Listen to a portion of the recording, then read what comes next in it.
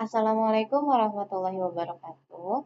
Halo teman-teman, saya Siti Normala. Di sini saya bersama rekan saya yaitu Kamelina Pratiwi.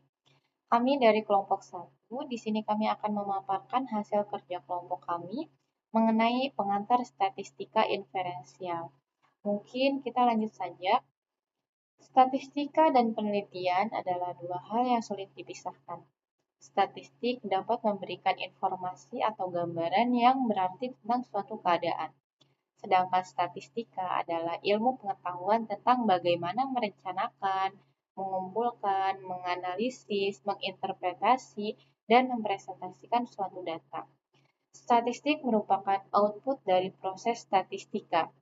Statistika digunakan untuk menggambarkan proses pengumpulan, analisis, interpretasi, dan mempresentasikan data.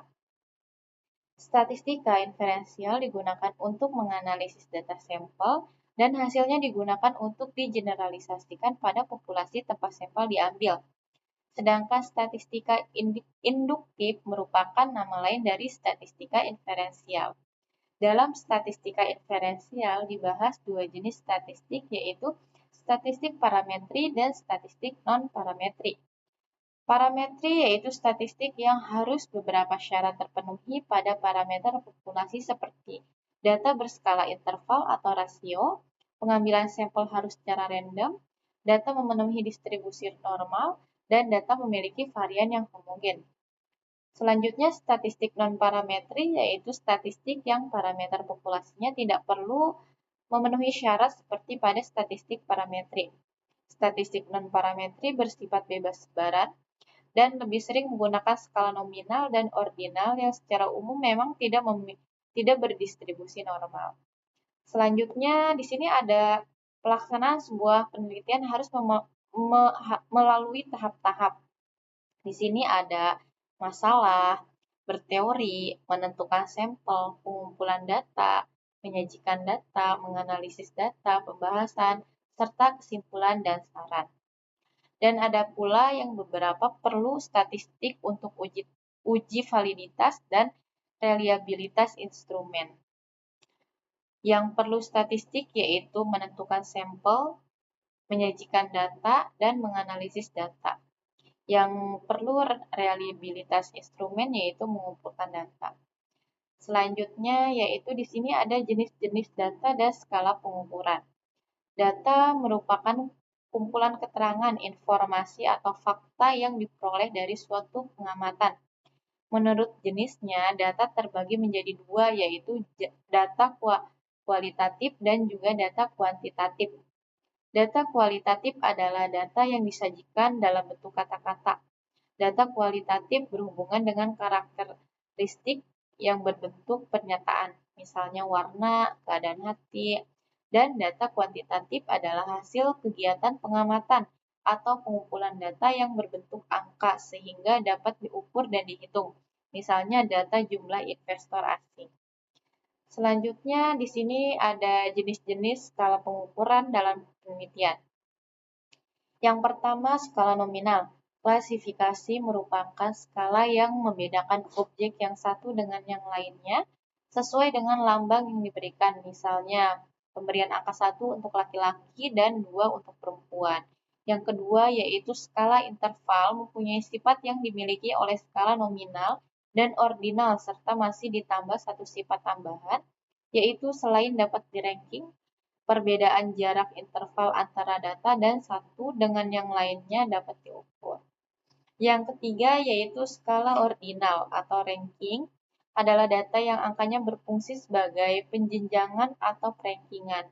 Skala ordinal membawa sifat skala nominal yaitu membedakan data ke dalam kelompok menurut lambang atau angka yang diberikan. Misalnya ketika melambangkan tidak puas dengan angka 2, cukup puas dengan angka 3, tidak bisa dilakukan operasi 2 tambah 3 menjadi 5 yang berarti sangat puas. Yang keempat yaitu skala rasio merupakan skala dengan tingkatan paling tinggi.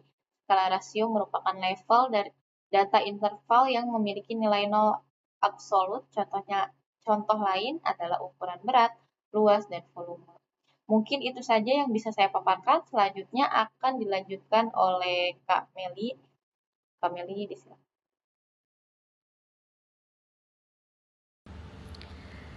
Sebelumnya, terima kasih Mala. Selanjutnya adalah populasi dan sampel. Populasi adalah jumlah keseluruhan dari unit-unit atau individu-individu yang karakteristiknya akan diteliti. Sedangkan sampel merupakan bagian dari populasi yang karakteristiknya hendak digunakan atau diteliti. Tujuan diambilnya sampel dalam penelitian adalah karena jangkauan terlalu luas atau banyak. Teknik-teknik sampling adalah teknik atau cara pengambilan sampel dari populasi. Selanjutnya, manfaat pengambilan sampel dalam penelitian diantaranya adalah 1. Menghemat waktu untuk penelitian, 2. Menghemat biaya penelitian, 3. Memperluas ruang lingkup penelitian, keempat, mampu menghasilkan kesimpulan yang lebih akurat. Selanjutnya, langkah-langkah dalam pengambilan sampel yaitu 1. Mendefinisikan populasi penelitian, 2. Menentukan kerangka sampel yang dimungkinkan, ketiga, menentukan teknik sampling atau metode penentuan sampel, keempat, melakukan proses sampling dengan teknik tertentu, kelima, melakukan cek kembali pada proses pengambilan sampel dan memastikan tidak ada kesalahan. Berikutnya adalah teknik-teknik dalam pengambilan sampel secara non-probabilitas yang dapat dimanfaatkan dalam penelitian. Pertama, purposive sampling atau judgmental sampling. Kedua, kuota sampling atau sampling jatah. Ketiga, snowball sampling. Berikutnya adalah teknik-teknik dalam pengambilan sampel secara probabilitas yang dapat digunakan dalam penelitian. Pertama, teknik random sampling atau acak sederhana. Kedua, teknik sampel stratifikasi. Ketiga, teknik sistematik. Keempat, teknik sampling cluster atau kelompok atau bisa jadi cluster sampling. Sekian presentasi dari kami. Jika ada kurangnya saya mohon maaf. Semoga apa yang kami sampaikan berguna untuk diri saya sendiri dan banyak orang. Terima kasih.